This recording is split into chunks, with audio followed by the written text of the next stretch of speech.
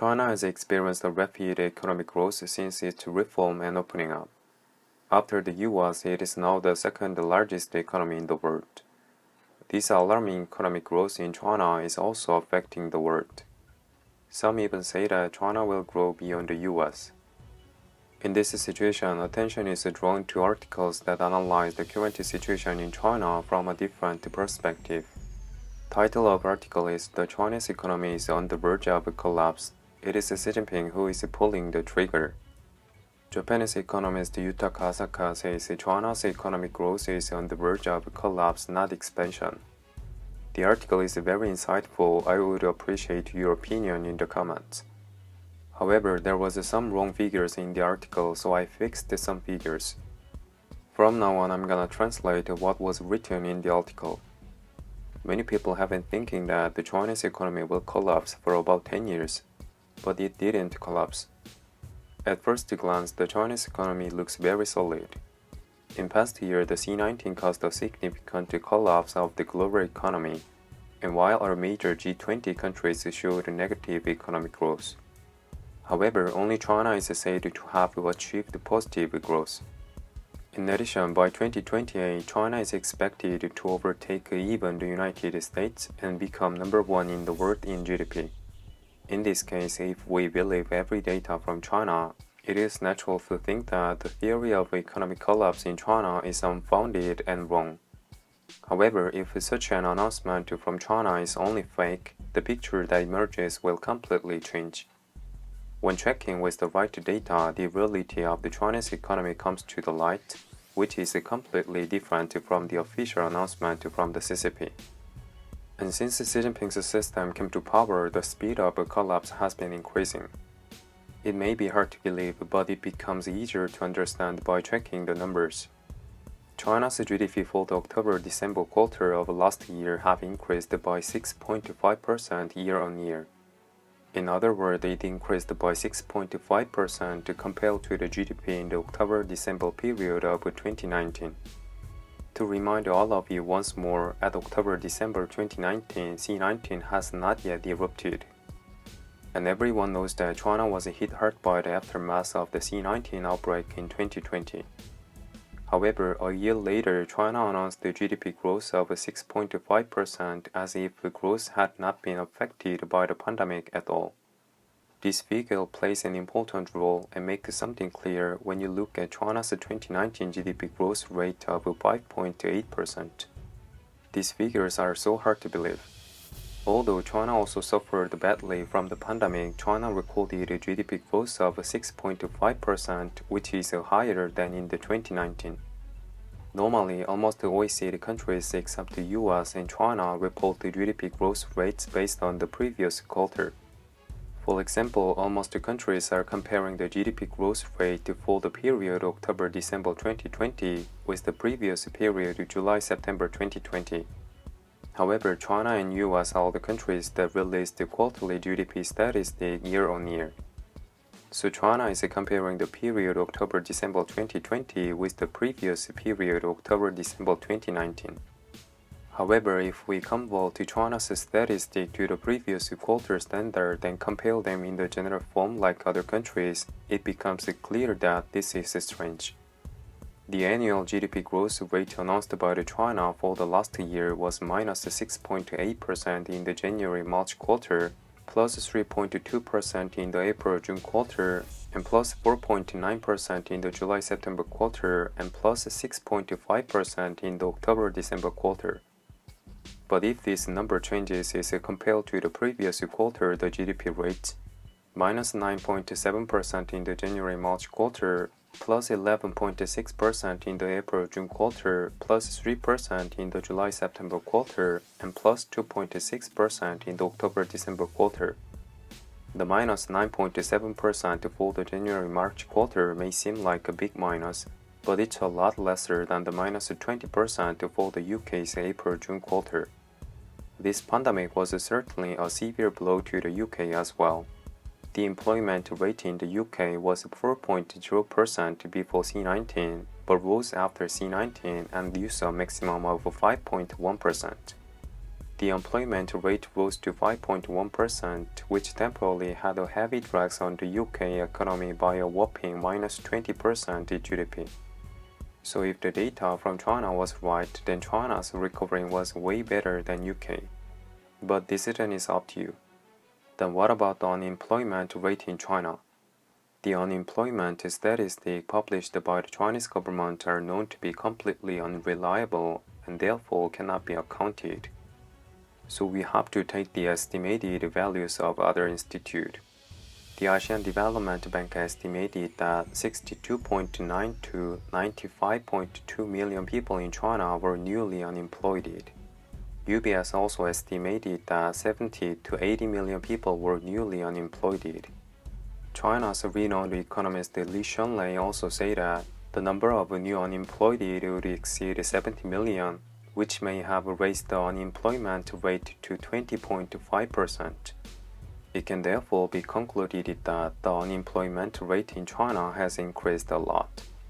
In Japan, 100,000 yen, $900 was paid to people in distress due to the C-19 outbreak and the resulting unemployment or business failure. Also in the UK, the government granted to get 80% of the wages for staff and companies unable to work due to the C-19. Subsidies from government was given to citizens in Korea and in US too. But there was no such measure in China. The unemployment rate rose a lot and many people suffered as a result. But there was almost no national aid policy for citizens in China. Even if the situation in China was better compared to the UK, it is hard to believe that China's situation is fine and even recovering faster than any countries in the world. China is expected to have seen a super V-shaped recovery of up to 6.5% after falling sharply by -6.8% in the January-March quarter. So can we say that China have an amazing economic structure in which GDP also rises when the unemployment rate rises? The director of the National Development Institute at Beijing University, Yang Yao, estimated that the unemployment rate at the end of June was 15%. And he said that if we include those who work as a part-time job from time to time, then the unemployment rate in China rises to 20%. China's economy fell sharply from January to March due to the C-19. Even China had a super V rebound recovery from April to June. The unemployment rate did not improve much. In this case, we can say that this super V-shaped recovery looks suspicious in itself. So was China's economic statistic wrong only at GDP? Not really. Next is the smartphone selling status in China. Domestic smartphone shipment in China were 467 million in 2016, but decreased year-on-year to 440 million in 2017, 397 million in 2018, and 366 million in 2019. Normally, after about 2 years, the battery of a smartphone deteriorates and the demand for replacement increases. But there is not much demand for replacement in China. These statistic data are showing that many Chinese people use old smartphones without replacing them even when their condition has worsened. It therefore means that the economic status of ordinary Chinese has deteriorated beyond our imagination. All in all, it doesn't look like a country that is growing more than 6% annually. Some might argue that the pattern of smartphone switching does not reflect the country's economic status. So we are gonna check other status except cell phone. If we look at the changes in the number of car sales in China, we can see the number is increasing until 2017. It was 24.7 million in 2017, 23.7 million in 2018, 21.4 million in 2019, and 19.29 million in 2020. As you can see here too, the number of car sales is decreasing. This also confirms that China's economic situation has deteriorated. But at this point, I will stop the article. Although the article explained the poor economic situation in China, there are other points you need to know, so I added them myself.